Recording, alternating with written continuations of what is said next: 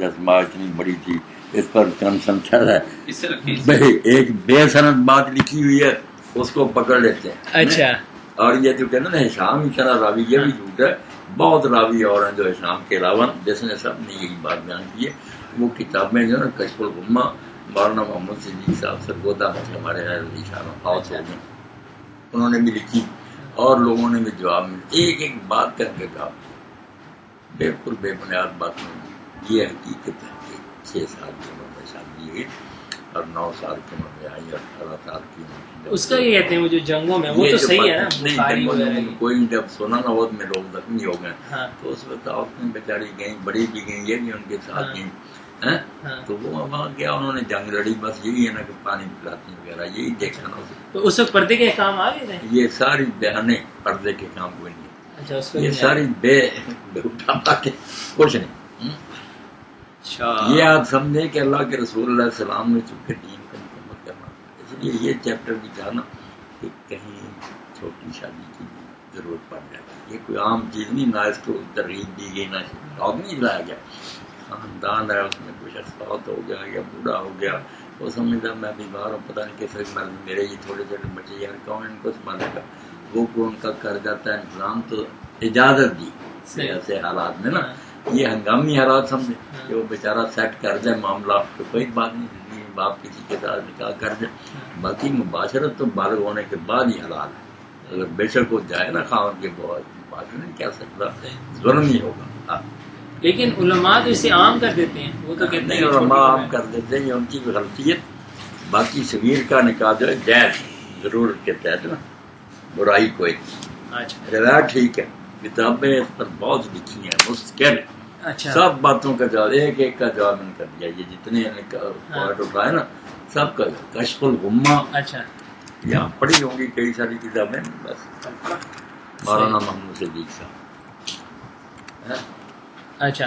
مولانا صاحب ایک چیز نا، یہ حدیث جو ہے اسے دین کا دارالمدار کیوں کہتے ہیں؟ حضرت عائشہ صدیقہ کا نکاح جو ہے نا، میں نے کئی بڑی یہ کاشف وغیرہ سنتے ہیں، اس کو عام نکاح پر قیاس کرنا صرف یہ غلط ہے۔ اللہ تعالیٰ نے بدلیا وہی آپ یہ فرشتہ اللہ تعالیٰ تصویر حضور کے خواب میں بتاتا، اللہ نے یہ آپ تحریر دی کہ جو صلاحیتیں ہم نے اس کو دی ہیں وہ بعد میں سب ظاہر۔ مرد بھی جو نا جس مسئلہ میں ہار جاتے تھے نا بیٹا، پھر خلیفے تک بھی انہیں کی طرف رجوع کر، اس لیے اللہ تعالیٰ نے کہا ان کو اپنی تربیت میں لے رہو۔ اتنا علم میں سننے بچی نے چوتھا ایسا دین کا، اسی لیے کہتے ہیں نا کہ میرا سے ہی لوگوں نے سیکھا۔ اگر یہ چھوٹی عمر میں نہ آتی دین کا بہت علم رہ جاتا۔ حضرت عمر رضی کے زمانے میں بہت مسائل پھنس گئے، سیرت سے ایسا آپ نے خریدی صحیح سلمان نہیں، وہ لے نا کاشف، وہ آج ہی مکتبہ اسلامیہ وہاں سے ملتا ہے،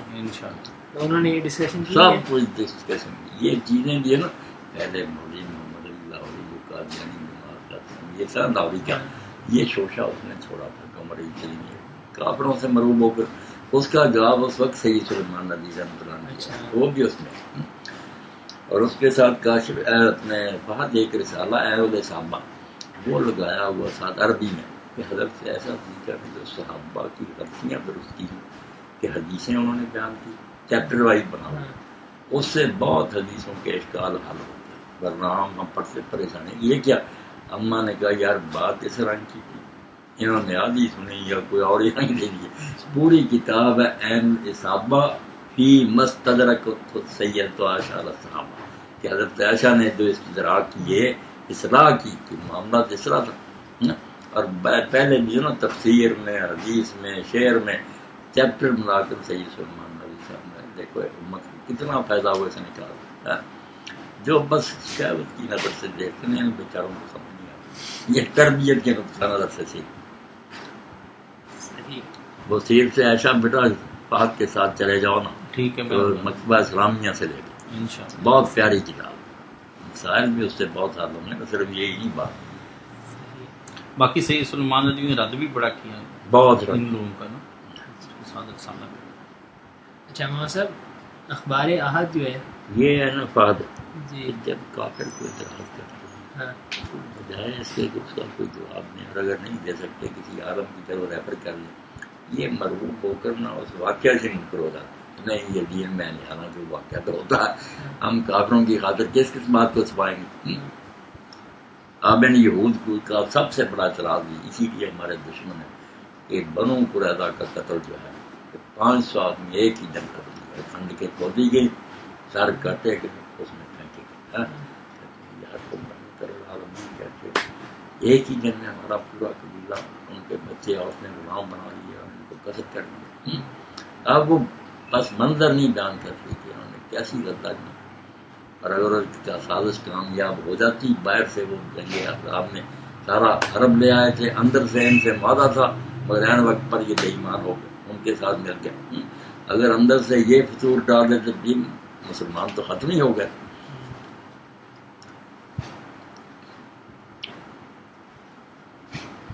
ایک تو آپ نے جو نا نبی رحمت سید سلیمان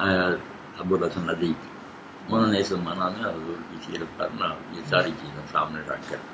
بہت عمدہ ایک ہی جلد میں بنا دی نبی رحمت، خود ہی پھر اس کا ترجمہ کروا دیا۔ وہ اور سیرت ایسا دونوں تھے، حضور کی سیرت جب